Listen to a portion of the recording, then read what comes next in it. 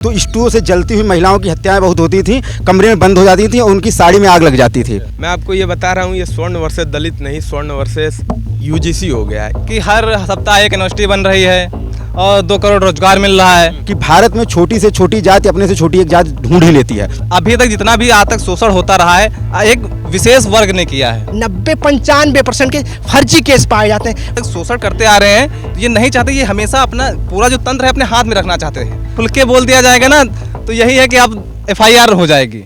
नमस्कार, मैं प्रखर शुक्ला।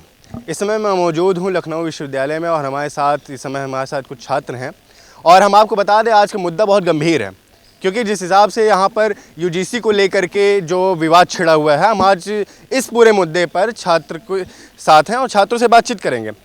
हम आपको पहले भी बताएं, जब मुद्दा कोई छात्रों से जुड़ा रहता है तो हम उन्हीं छात्रों के बीच में जाते हैं और जानते हैं कि क्या वो इस पूरे मुद्दे पर सोचते हैं। फिलहाल हम आपको थोड़ा सा मुद्दा बताएं तो अभी यूजीसी ने एक नया नियम जारी किया है जिसके तहत ये कहा जाता है कि विश्वविद्यालयों में जो जातिगत भेदभाव होता है जो SC ST और OBC छात्रों के साथ, अब वो बंद हो, इसके लिए एक कमेटी गठित की जाए और वो कमेटी प्रॉपर निगरानी रखे। ऐसे में जो जनरल कैटेगरी के जो छात्र हैं उनको इस बात को लेकर के मन में ये है कि कहीं ना कहीं इस कानून का, इस जो गाइडलाइन आई है, इसका कहीं ना कहीं उसका गलत तरीके से इस्तेमाल हो सकता है। ऐसे में इस पूरे मुद्दे पर बातचीत करने के लिए हमारे साथ कुछ छात्र मौजूद हैं और हम इनसे जानना चाहेंगे कि भाई साहब, क्या ये आपने जो अभी सरकार ने जो नई गाइडलाइन जारी की है जिसमें कि यूनिवर्सिटीज़ में कास्ट डिस्क्रिमिनेशन बंद हो, इस पूरे मुद्दे पर आप क्या सोचते हो और क्या राय रखते हो आप?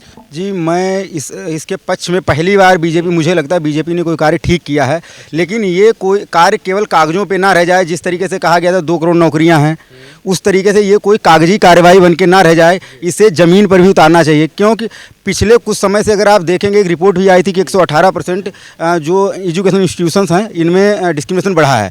उसके अलावा कुछ छात्रों का आत्महत्या करना विशेष समुदाय से, उन्हें इंस्टीट्यूशनल मर्डर ही उन्हें कहेंगे क्योंकि उन्होंने इंस्टीट्यूशन से परेशान होकर वो आत्महत्याएं की थी। इसीलिए ऐसी कमेटी का बनना बहुत आवश्यक है। क्योंकि आपको मैं एक उदाहरण, ये जैसे आप कह रहे हैं कि इसका मिसयूज होगा, आपको मैं एक उदाहरण और दूंगा कि ये इससे रिलेटेड नहीं लेकिन अलग उदाहरण है कि आज से लगभग 20 साल पहले जब मिट्टी का तेल चलता था तो स्टोव से जलती हुई महिलाओं की हत्याएं बहुत होती थी, कमरे में बंद हो जाती थी और उनकी साड़ी में आग लग जाती थी और वो मर जाती। जैसे मिट्टी का तेल बंद किया गया, वो हत्याएं अपने आप बहुत कम हो गई। तो इसी तरीके से ये है कि जब तक कोई बिल इस तरीके से नहीं लाया जाएगा तब तक जो भी डिस्क्रिमिनेशन हो रहा है, भले वो कह रहे हैं कि ये छात्रों को बांट रहे हैं आपस में, बटे तो हम बहुत समय से हैं।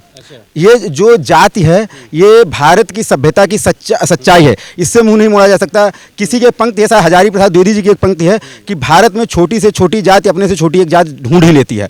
तो इसीलिए जब जाति भारत की सत्यता है तो जाति पे आधारित अगर भेदभाव हो रहा है तो उसे टैकल करने के लिए कोई ना कोई कमेटी उसमें विश्वविद्यालय में जरूर होनी चाहिए जो इसकी जाँच कर सके कि कि लोग उससे उनका एकेडमिक पे उसका प्रभाव ना पड़े। क्यों किसी के जाति जो है वो उसके मरने तक पीछा नहीं छोड़ती है, तो उसके माइंड पे इतना इफेक्ट ना पड़ने पाए कि वो आके निष्पक्षतापूर्वक यहाँ पढ़ाई कर सके। लेकिन ये निष्पक्षतापूर्वक लागू होना चाहिए। इसमें जो सवर्ण ऐसा ना हो कि कहीं इसे देखते हुए कि जो दूसरे वर्ग के छात्र उनके साथ अन्याय ना होने पाए, इसका भी खासतौर पर ध्यान रखना चाहिए। भाई साहब, ये बताइए कि क्या लग रहा है आपको कि ये जो सवर्ण वर्सेस जो दलित छात्र का इस समय मुद्दा हो चुका है, क्या लग रहा है आपको कि ये मुद्दा, क्या इसको जो सरकार ने जो अभी नियम जारी किया, क्या इस पे ये जो अभी सवर्ण छात्र जो सोच रहे हैं, क्या ये उनके मन में जो प्रश्न है ये सही उठ रहे हैं? क्या सच में ऐसा कुछ हो सकता है? भविष्य में ऐसी कोई आशंका है कि उनको इस रूल को एज अ हथियार के तौर पे यूज़ किया जा सकता है, जैसे जिस हिसाब से एक सवर्ण छात्रों के इस समय इस पूरे फैसले को जो मानसिकता इस समय बनी हो, क्या सोचते हैं आप इस पर? देखिए, इससे क्या इसका इफेक्ट होगा लास्ट में, इससे सोचने से पहले लेकिन आज हम पिछला देखते हैं जब कि कौन शोषण करता है और कौन शोषित है। तो ये जानना बहुत ज़रूरी है। तो आज तक जिनके साथ शोषण होता रहा है, आज जब उनके लिए मैं कहूँगा कि इस बार सबसे बहुत इतने सालों की सरकार में, नरेंद्र मोदी सरकार में पहली बार कुछ अच्छा काम हुआ है। लेकिन यही है कि ये ऐसा ना हो जाए कि जैसे कि हर सप्ताह एक यूनिवर्सिटी बन रही है और 2 करोड़ रोजगार मिल रहा है, कि मतलब कागजों पे ना रह जाए। क्योंकि भाई 27 का चुनाव नज़दीक आ रहा है, तो एक दलित छात्रों को बहकाने का। समझ गया। हाँ भाई साहब ये बताइए 27 के चुनाव की आपने बात की और बहुत सारे युवा इस समय आपने बीजेपी की भी बात की और बीजेपी के बहुत सारे युवा वोटर्स हैं जो अभी छात्र हैं, ऐसे हैं जो अभी छात्र हैं और ऐसे में समर्थ छात्र को क्या लग रहा है कि वो एज अ वोट बैंक की तरह पे इस्तेमाल करना चाह रही है, क्योंकि जिस हिसाब से उनके ऊपर आरोप लगाए जा रहे हैं, आपको क्या लगता है कि क्यों यहाँ पे समर्थ वर्ष बीजेपी को बीच में ले आया जा रहा है, क्यों समर्थ और ये जो दलित छात्र का मुद्दा ये सब क्यों उठ रहा है? देखिए, ये एक जैसे एक बाबा साहब ने एक चीज़ कही थी कि समानता से डरने वाले न्याय के दुश्मन हैं। ये बाबा साहब ने कहा था कि जो समानता को जो पसंद नहीं कर रहे वो न्याय को क्यों ही पसंद करेंगे। तो इसीलिए अभी तक जितना भी आज तक शोषण होता रहा है एक विशेष वर्ग ने किया है। अच्छा। आप दर्शन सोलंकी को ले लीजिए या रोहित वेमुला लीजिए, वो क्या बोलते हैं, नहीं जो क्या बोलते हैं रोहित वेमुला थे तो उनके साथ कैसा, उनके साथ एक जातिगत डिस्क्रिमिनेशन हुआ ना, तो उनको एक निकाल दिया, कॉलेज से निकाल दिया, उनका फेलोशिप रोक दी गई। तो ये कहाँ से किया जा रहा है, ये कहाँ से शुरुआत हुई है इसकी, तो ये चीज़ पहले देखनी जरूरी है कि ये डायरेक्ट हम नहीं कह सकते कि ये गलत चीज़ें हैं। तो यही है कि हमें लगता है कि अगर ये जब तक ये लागू ना हो जाए तब तक तो मैं ये नहीं कहूँगा कि ये सही है। बाकी तो ये एक जुमला भी हो सकता है क्योंकि जुमलाबाज देने वाला बहुत बड़ा जुमलाबाज है। बस भाई साहब शुभ नाम आपका? मेरा मनमोहन वर्मा है। मनमोहन वर्मा जी, ये बताइए आपकी कैटेगरी क्या है? मैं ओबीसी हूँ। अच्छा, और आप ये बताइए जो अभी आप एक ओबीसी हो और खैर आपसे भी कुछ ऐसा नहीं प्रश्न पूछा, लेकिन फिलहाल जो छात्रों के मन में जो ये कहा जाता है कि एज अ वेपन यूज़ किया जा सकता है, जो अभी जनरल कैटेगरी जो छात्र हैं वो ऐसा एलिगेशंस लगा रहे हैं कि एज अ वेपन आप उनको ऊपर डिफेम करने के लिए या फिर ऐसे चीज़ें यूज़ कर सकते हैं। आप क्या सोचते हो कि क्या ये जो एलिगेशन लगाए जा रहे हैं जो छात्रों के ऊपर, क्या सोचते हो आप इस पर? देखिए, अगर किसी का मान लीजिए दोनों लड़ाई कर रहे हैं आपस में और अगर पर्सनल लड़ाई है तो फिर उसको अगर ये जाति का मामला बना देते हैं तो मिसयूज़ हो सकता है। लेकिन भाई महिलाओं का शोषण होता है, डोमेस्टिक वायलेंस एक्ट है, भले ही उसका मिसयूज़ होता है पर इसका मतलब ये नहीं कि हम वो एक्ट ना लाएं कि महिला को शोषण हो रहा है। बहुत सारी बड़ी मात्रा में महिला को जलाया जा रहा है, रेप हो रहे हैं, बलात्कार हो रहे हैं, बहुत सारी घटनाएं घट रही हैं। लेकिन इसमें मैं ये जरूर कहूँगा कि जो एक क्लॉज है कि गलत आरोप होने पर उनको सज़ा नहीं होगी, जो गलत आरोप लगा उसको सज़ा होनी चाहिए। ताकि एक मिनट, आपने कहा कि गलत आरोप लगे तो सजा हो, लेकिन अब जो नियम ये कह रहा है कि क्योंकि 2012 के नियम को लेकर विरोध भी हो रहा है, इसी को लेकर के मेन विरोध इसी बात का है कि 2012 में ये कहा गया था जो शिकायत करेगा अगर वो गलत करता है तो उसके खिलाफ भी सजा होगी, उसके खिलाफ भी सजा का प्रावधान, लेकिन अब इस नए नियम में उस सजा के प्रावधान को भी हटा दिया गया है। तो इससे यही तो मेन मुद्दा उठ रहा है सवर्ण छात्रों के मन में कि अगर ये शिकायत करता ही बेखौफ हो गया तो वो तो किसी भी छात्र पर चाहे वो आरोप लगा सकते हैं। तो यही तो मेन मुद्दा उठ रहा है फिर। हाँ, मेन मुद्दा यही है, पूरे विवाद की जड़ ये एक क्लॉज है कि कोई अगर गलत आरोप लगा रहा है फिर उसके ऊपर कार्रवाई नहीं हो रही है। आपके हिसाब से क्या कार्रवाई होनी चाहिए उस पर? जैसे कि भाई गलत आरोप लगा रहा है तो फिर जैसे मानहानि का होता है सेम वही आर्टिकल लगाओ, मानहानि का केस होता है। क्या उसकी डिग्री वगैरह रोक दी जाए या फिर क्या आप चाह रहे हो कि अगर कोई ऐसे झूठे आरोप लगाता है क्या क्या आप कार्रवाई चाह रहे हो? देखिए, मानहानि का केस ऑलरेडी है तो उससे रिलेटेड जो है कि सजा होनी चाहिए। तो एक सेकंड भाई साहब, क्या आपको लग रहा है कि ये जो अभी पूरा मुद्दा जो चल रहा है इस जिस तरीके से जो पूरा गरमाया हुआ है, क्योंकि यूजीसी एक बहुत प्रतिष्ठित संस्थान है और आमतौर पे आप समझिए कि असिस्टेंट प्रोफेसर और जेआरएफ की जो परीक्षा कंडक्ट कराता है बहुत जानी मानी और बहुत अच्छी संस्थान है जो छात्रों के लिए आए दिन साल में 2 बार परीक्षा कराती है। और ऐसे में ये जो अभी नए नियम ले आए जा रहे हैं, क्या आपको लग रहा है कि विश्वविद्यालय में सच में ऐसा कुछ हो रहा है या फिर कौन से विश्वविद्यालय में ऐसा कुछ सच में बहुत ज़्यादा हावी हो रहा है जिसको लेकर सरकार इस फैसले को ले आने के लिए तत्पर हुई है? देखिए, अगर कहीं ना कहीं जो सवर्ण छात्र के विरोध करते हैं, अगर आप करते नहीं हैं तो डरते हैं, क्यों? बहुत क्लियर बात है, अगर विश्वविद्यालय प्रशासन लागू करने से डरता है तो जाहिर सी बात है कहीं ना कहीं तो हो रहा है, चाहे 1-2% ही हो रहा हो। तो हम यही कहेंगे कि इसे कागजों तक सीमित ना रखे, एक ज़मीनी स्तर पर लागू करना चाहिए।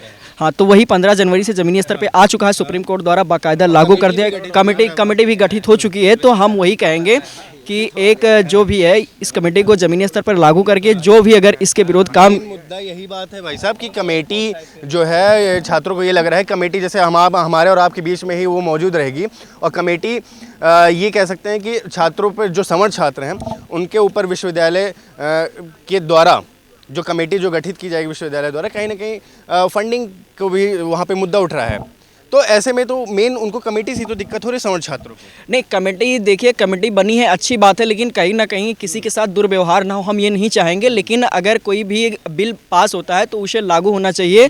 और इस कमेटी में एक ये भी नियम बनना चाहिए कि अगर इसके खिलाफ भी अगर कोई भी ऐसा अगर गलत नियम कानून इस पर लगाता है तो उसके खिलाफ भी एक्शन होना चाहिए, हम यही कहना चाहेंगे। उसके खिलाफ भी एक्शन होना चाहिए। भाई साहब, क्या सोचते हो आप इस पूरे मुद्दे पर, ये जो अभी चल रहा है कि सरकार पे भी आरोप लगाए जा रहे हैं कि सरकार अब सवर्ण छात्रों के हित में अब कार्य नहीं कर रही है, सवर्ण छात्रों के लिए बहुत सख्ती नियम ले आ रही है जिससे उनको विश्वविद्यालय में पढ़ने में भी अब परेशानी हो सकती है। तो क्या अब ये पूरे मुद्दे पे सोचते हैं? देखिए, अभी आपने एक शब्द कहा था, मैं वही नोटिस कर रहा था कि यह स्वर्ण वर्सेस दलित छात्रों के बीच स्वर्ण वर्सेस दलित हो गया है। मैं आपको ये बता रहा हूँ, ये स्वर्ण वर्सेस दलित नहीं, स्वर्ण वर्सेस यूजीसी हो गया है। इसलिए हो गया है क्योंकि जो यूजीसी ने नए गाइडलाइन लाए हैं, हम ये नहीं कहते हैं कि आप गाइडलाइन ना लाइए, आपने जो लाया है हम उसको मानते भी हैं, इसमें कोई दो राय नहीं है। लेकिन जो आपने उसमें ये कहा है कि ओबीसी को आपने ऐड कर दिया, ठीक, एसटी एससी पहले से थे, अब ओबीसी को ऐड कर दिया, उसमें आपने कमेटी गठन की बात कह दी। आप जब भारत देश है, इसमें हर धर्म के, हर जाति के, हर संप्रदाय के लोग रहते हैं, तो कमेटी में भी कुछ आरक्षित वर्ग के लोग ही क्यों रहेंगे? ठीक, हर वर्ग के प्रोफेसर को रखें, चाहे वो दलित हो, चाहे वो ओबीसी हो, चाहे वो जनरल हो, चाहे वो मुस्लिम हो, चाहे वो सिख हो, सबको रखिए। दूसरी बात, अगर किसी ने हमारे ऊपर वो आरोप लगा दिया, कोई हमारे ऊपर आरोप लगा दिया, तो अगर वो आरोप बाद में खारिज होता है, जैसे उसमें जैसे आप 90% एसटी एससी के मुकदमे देखते हैं जो फर्जी पाए जाते हैं, अगर वो फर्जी पाए जाते हैं तो जो हमारे ऊपर आरोप लगाते हैं उनके ऊपर भी कार्रवाई हो, कार्रवाई सुनिश्चित करें। उसमें एक प्रावधान ये भी लाएं, अगर आप मान लीजिए, ये एक फंसाने का जरिया भी हो सकता है, अगर मान लीजिए हमारे आपके बीच कोई मनभेद है, मतभेद है, तो आप हमको ये इस तरीके से फंसा सकते हैं कि आप हाँ स्वर्ण हो, मैं ओबीसी हूँ, तो मैं आपके ऊपर कंप्लेन करके आपको फंसा दूंगा। अगर वो बाद में खारिज होता है, अगर तो उसके एवज में आप पे ऊपर कार्रवाई होनी चाहिए। सुनिश्चित करे विश्वविद्यालय, यूजीसी की अगर कोई गलत आरोप लगाता है तो उसके ऊपर इस लेवल की कार्रवाई होंगी। जैसे तुरंत सस्पेंशन की बात है, वो तुरंत सस्पेंशन की बात हटा के उसमें उस पे जैसे नोटिसें आती हैं विश्वविद्यालय की तरफ से, सामने वाले को भी अपना पक्ष रखने का मौका मिले। सारे लोग अपने एवज में, अपने पक्ष में, अपने बचाव में अपना वो जो पत्र लिख के देते हैं कि हम अपने बचाव में ये बात कह रहे हैं, तो अपनी बात रखने का सबको मौका मिलना चाहिए। अंत में सुझाव के लिए हम आपके पास आना चाहेंगे, क्या सुझाव अभी इसमें जो इस विवाद को लेकर के, समाप्ति के लेकर के क्या सुझाव हों? भाई साहब, ये बताइए, कमेटी गठन की बात की गई, क्या आपको लग रहा है इस कमेटी में ऐसी क्या चीज़ें हों जो कि मेन हो, ताकि जो है ये जो कह सकते हैं कि जो दिक्कतें आ रही हैं इस नियम को लेकर, इस फैसले को लेकर के, वो दिक्कतें ना आ पाए? कमेटी में ऐसी क्या चीज़ें शामिल हो, क्या ऐसे कोई पदाधिकारी शामिल हो, या ऐसे क्या फैसले लिए जाएं? सबसे पहले कमेटी में ये ध्यान रखना होगा कि इसमें हर वर्ग, हर जात, हर समुदाय को, व्यक्ति को उनको उनमें इंक्लूड होना चाहिए, ना कि किसी विशेष धर्म जात के व्यक्ति को उनमें इंक्लूड होना चाहिए। आपको नहीं लगता कि कोई एक ऐसा भी व्यक्ति मौजूद हो जो धर्म, जाति विशेष और ये राजनीति से ऊपर उठ करके छात्रों के हित के बारे में सोचे? हाँ बिल्कुल, ये तो और अच्छा, इसी में तो हम लोग समर्थन के ऐसे व्यक्ति को ही बैठाया जाए जो हम लोगों का सबका समान अधिकार, अनुच्छेद आर्टिकल 14 के अनुसार बाबा साहब ने कहा ही कि सबको समानता का अधिकार दिया जाए। बट यहाँ पे वो अधिकार कहाँ दिया जाता है सबको? यही हम लोगों का कहना कि सबको समानता का अधिकार। हमें जैसे भाई ने कहा कि गलती कर रहे हैं तभी तो सामान्य वर्ग को दिक्कत है। देखिए, अभी तक जितने केस हुए हैं 90-95% के फर्जी केस पाए जाते हैं। फर्जी केस में बच्चे का 95% फर्जी केस पाए जाते हैं, जिसके पर फर्जी केस कितना परेशान होता है, कोर्ट का वो लगाता है, चक्कर करता है, क्या क्या करना होता है। 95% फर्जी केस लगाया जाता है। सरकार से मेरा यही विरोध है, इसमें सभी जात, समुदाय, व्यक्ति के धर्मों को रखा जाए, इससे हम लोगों को, हाँ वही भाई ने अभी कुछ कह रहे थे तो मैं सुना था कि शोषण होता है, ये होता है। ठीक, देश जब से आज़ाद हुआ तब से जो भी सरकारें आई, चाहे वो कांग्रेस की आई, बीजेपी की आई, बीच में जो भी गठबंधन की सरकारें रहीं, सब ये कहते हैं कि हम अति पिछड़ा वर्ग और दलितों की सरकार है, पिछड़ों की सरकार है। आखिर मैं ये पूछना चाहता हूँ, उस समय से आज भी आप देख लेंगे, भारतीय जनता पार्टी की भी सरकार में जो प्रधानमंत्री जी हैं खुद ओबीसी वर्ग से आते हैं, गृह मंत्री जी ओबीसी वर्ग से आते हैं, आपकी राष्ट्रपति एसटी वर्ग से आती हैं, सारे तमाम बड़े मुख्यमंत्री अभी मध्य प्रदेश में देख लीजिए वो भी ओबीसी वर्ग, तमाम ऐसे बड़े नेता हैं, बड़े ऐसे विधायक सांसद हैं, तमाम सदन से लेके विश्वविद्यालयों तक हर जगह पे आपकी सीटें रिजर्व हैं, हम आपकी सीटें में नहीं जा सकते हैं। फिर मैं तो ये मानता भी नहीं हूँ कि विश्वविद्यालय में हम छात्रावासों में रहते हैं, सारे लोग एक साथ बैठ के खाते हैं, सारे लोग एक साथ रहते हैं, एक ही साथ रहते हैं, एक ही साथ लाइब्रेरी में पढ़ते हैं, डिस्क्रिमिनेशन है नहीं। अगर किसी को लगता है किसी के साथ ऐसा होता है तो हाँ वो कुछ लहजों में सिमट के रह गया है, अब उतना ब्रॉड लेवल पे वो नहीं रह गया। क्या कह रहे थे भाई साहब आप बताइए। डिस्क्रिमिनेशन को लेके भाई ने जो बात कही, डिस्क्रिमिनेशन अब उन चीज़ों पे खत्म हो चुका है, खाने को लेकर डिस्क्रिमिनेशन बहुत पहले ही खत्म हो चुका है। अब मेन बात यह है कि मैं आपको बता रहा था एक आरटीआई मांगी गई थी 2019 तक, सेंट्रल यूनिवर्सिटी लगभग 34 शायद सेंट्रल यूनिवर्सिटी, मैं कंफर्म नहीं हूँ, एक भी 2019 तक professor, assistant professor, associate professor, professor, single professor 2019 तक एक भी सेंट्रल यूनिवर्सिटी में ओबीसी का नहीं था। ये 1992 में 27% आरक्षण लागू होने के बावजूद भी। उसके अलावा अब एससी को जो आरक्षण है वो 15% है, एसटी को 7%, टोटल 22 है। उसके अलावा जो 27% आरक्षण है ओबीसी समाज का है। उसके अलावा जो आरक्षण है वो मिनिमम क्राइटेरिया तय करता है।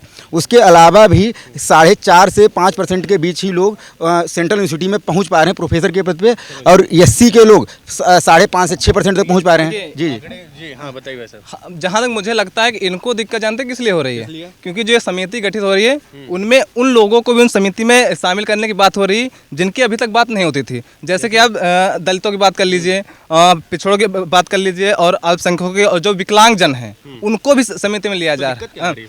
तो यही बात, ये नहीं जो आज तक शोषण करते आ रहे हैं तो ये नहीं चाहते, ये हमेशा अपना पूरा जो तंत्र है अपने हाथ में रखना चाहते हैं हमेशा। कौन शोषण करना चाह रहा है, कौन तंत्र में नहीं रखना, थोड़ा खुल के बोलिए आप कैमरे पे।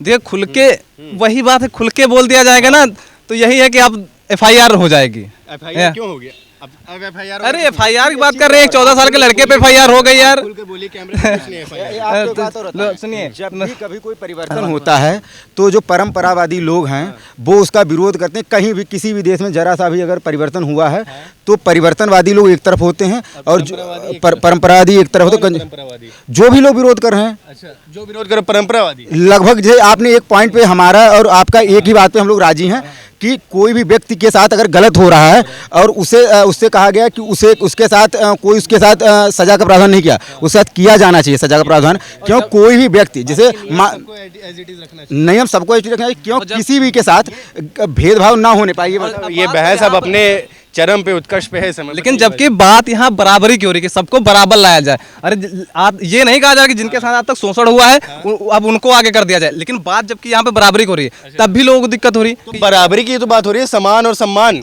हाँ तो यही तो कहा जा रहा है ना कि ये काहे के लिए नियम लाया गया भाई, काहे? क्या कह रहे थे भैया ये कौन सी बराबरी है? आज तक कौन सी बराबरी करना चाहे? कितना % आरक्षण ले रहे हैं आप लोग? कितना % आरक्षण ले रहे हैं? आपने अभी जस्ट उठाया है कि प्रोफेसर में कितने पद होते हैं। हमारे कह रहे हैं कि कितना % लिया है, कितना % जो पढ़ेगा वही होगा, जो नहीं पढ़ेगा जो नहीं होगा। एक बात और कही, आप बात समझ नहीं पाए भाई हमारी। मैंने ये कहा कि आरक्षण जो है उन कैटेगरी को दिया गया जिनका सदियों से शोषण आता है। बात मेरी कंप्लीट होना चाहिए। तो ये आरक्षण जो है मिनिमम क्राइटेरिया को तय करता है, मिनिमम क्राइटेरिया कि मिनिमम 21 लोग होने चाहिए। उन 21 लोग कहाँ, उसमें भी 5 ही लोग पहुंच पा रहे हैं। तो जो मिनिमम क्राइटेरिया वो तो फुलफिल होना चाहिए। ओबीसी की जनसंख्या है 52%, मैं आपको जनसंख्या के साथ बता रहा हूँ जो 1931 के अनुसार बताई जाती है। उसके बाद जो 2011 के अनुसार जनगणना हुई नहीं थी, उसमें तो नहीं, लगभग 55% के अड़ोस पड़ोस बताई जाती है। तो उसके बाद जो वो भी जनरल समुदाय है जिसे अनारक्षित कहते हैं, उसकी लगभग 15% के करीब जनसंख्या है, 10 से 15% बीच। इन्हें ईडब्ल्यूएस का आरक्षण मिला हुआ 10%। हमने कहा ठीक है, सबको मिलना चाहिए। क्या लगता है कि अभी जो छात्रों को आप बता रहे हैं, SC ST और OBC छात्रों को क्या लग रहा है कि उन्हें इस समय आरक्षण की कितनी ज़्यादा इस समय आवश्यकता है? क्या लग रहा है आपको? आवश्यक मेन बात यह है, आप आवश्यक जितना है। अभी तक आपने आज़ादी की बात की, आपने 1931 की बात उठाई। आज़ादी के बाद से अभी तक उनकी स्थिति में कितना परिवर्तन आ पाया है? स्थिति में परिवर्तन इतना आ पाया है कि जब प्रोफेसर बन नहीं पा रहे हैं, और आपको बता रहा हूँ कि जो ठेका पे प्रोफेसर बनाए जाते हैं, इनके पीछे भी एक चीज़ और ये चलती है। अगर आप ऑब्जर्व करने पे जाएंगे कि जैसे एक प्रोफेसर आप बता रहे हैं, हाँ मैं उसी का बता रहा हूँ, EWS के प्रोफेसर या अनारक्षित सीट पे जो प्रोफेसर आते हैं हाँ कॉन्ट्रैक्ट, हाँ उन कॉन्ट्रैक्ट ठेका कॉन्ट्रैक्ट, हाँ तो हम कहे ठेके पे प्रोफेसर। अरे कॉन्ट्रैक्ट मतलब ठेका हिंदी में कहेंगे ना, जो कॉन्ट्रैक्ट वाले प्रोफेसर, अरे उनमें भी जो एक समुदाय विशेष के आते हैं उन्हें सप्ताह में 8 लेक्चर दिए जाते हैं। एक ओबीसी SC ST समुदाय का आता है उसे महीने में 2 लेक्चर दिए। एग्रीमेंट पे प्रोफेसर होते हैं। हाँ अरे वही मैं कह रहा हूँ। भाई साहब बात सही कह रहे हैं, ठीक। आरक्षण सब मतलब मिलना चाहिए ST SC OBC सबको, जिसका जितना संविधान में प्रावधान है। मेरा विरोध बस एक इस बात से है कि आप देखेंगे चिराग पासवान जी हैं, ठीक, पासवान समाज से आते हैं, SC कैटेगरी से आते हैं शायद। क्या उनको SC के आरक्षण की आवश्यकता है? वो आरक्षण एक गरीब SC को मिलना चाहिए। आप अखिलेश यादव जी हैं, OBC समाज से आते हैं, क्या आरक्षण OBC उनको मिलना? उनके पिताजी वो रक्षा मंत्री रह चुके हैं। नहीं, जो एक बार सांसद, विधायक, मंत्री, professor, vice chancellor, supreme court में जज, हायर वकील, उन ये जब आप हो जा रहे हैं, आप MLA 2-2 बार हो जा रहे हैं, आप ये बताइए कि ये मायावती जी हो गई, इनको क्या आरक्षण मिलना चाहिए? अभी आरक्षण के योग्य हैं? आरक्षण के क्राइटेरिया मुद्दे पर रहते हैं, छात्रों के मुद्दे पर।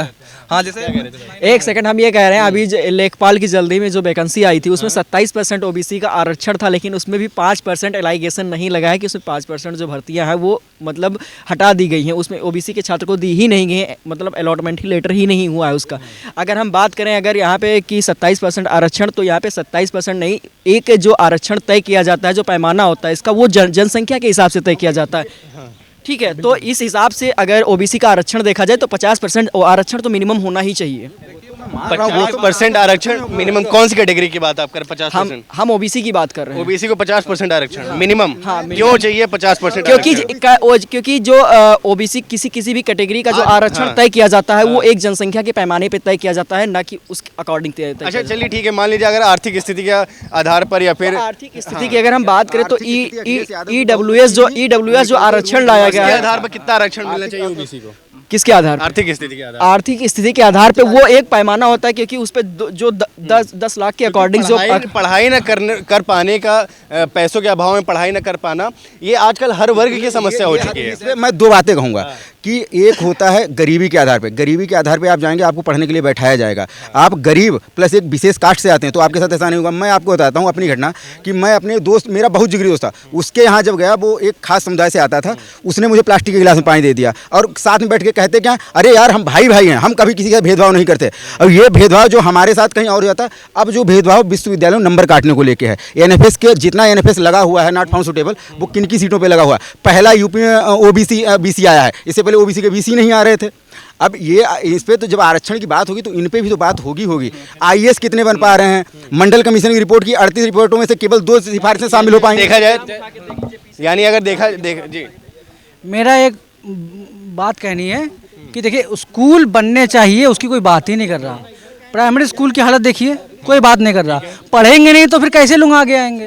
कोई भी नहीं बात कर रहा, जबकि सबके गरीब के बच्चे सरकारी स्कूल में पढ़ते हैं। सरकारी स्कूल पे कोई बात ही नहीं कर रहा।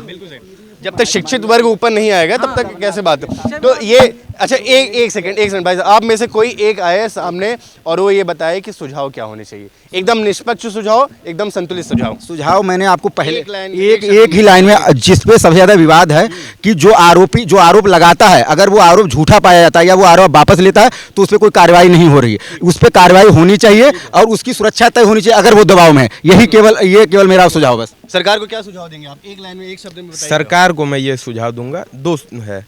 एक, पहले जो आप कमेटी गठित कर रहे हैं उसमें हर वर्ग के प्रोफेसरों को इजाज़त दीजिए। दूसरी बात, जो अभी तक OBC को आप उसमें बाहर रखे थे उसको वैसे ही बाहर रखिए, क्योंकि इससे जातियों के भेदभाव बढ़ते जाएंगे, ठीक। क्योंकि ST SC को आप रखे थे, हमको कोई दिक्कत नहीं। और दूसरी चीज़ ये कि अगर वो भैया भी बोल के गए कि अगर वो दोषी नहीं पाया गया तो उसके ऊपर जो ऊपर कंप्लेन किया है उसके ऊपर कार्रवाई सुनिश्चित हो, और कार्रवाई इस हद तक हो कि अगली बार कोई दूसरा फंसाने की प्रयास करे तो 2 बार सोचे कि वो फंसाने गए थे तो अब मुझे इसके एवज में ऐसा नहीं करना है। तो ये ये आपने देखा हमारे कुछ छात्र थे जिन्होंने इस पूरे मुद्दे पर अपनी राय रखी खुल करके, और ये अब काफ़ी तगड़ी बहस में तब्दील हो चुकी थी। और फिलहाल बहस होना और राय रखना भी अपना लाजमी है, और इसमें आपने तमाम एक छात्र होने के नाते आपने छात्रों को भी सुना। और आप क्या सोचते हो इस पूरे मुद्दे पर, आप अपनी राय अपनी ज़रूर इस कमेंट बॉक्स में रखिएगा। और हम ऐसे तमाम कवरेज यूजीसी पे और अन्य जो छात्र हित के लेकर के जो कवरेज हैं हम वो आपके सामने लेकर के आते रहेंगे। तब तक के लिए आप देखते रहिए सी न्यूज़ भारत। कैमरामैन अपूर्व के साथ मैं प्रखर शुक्ला।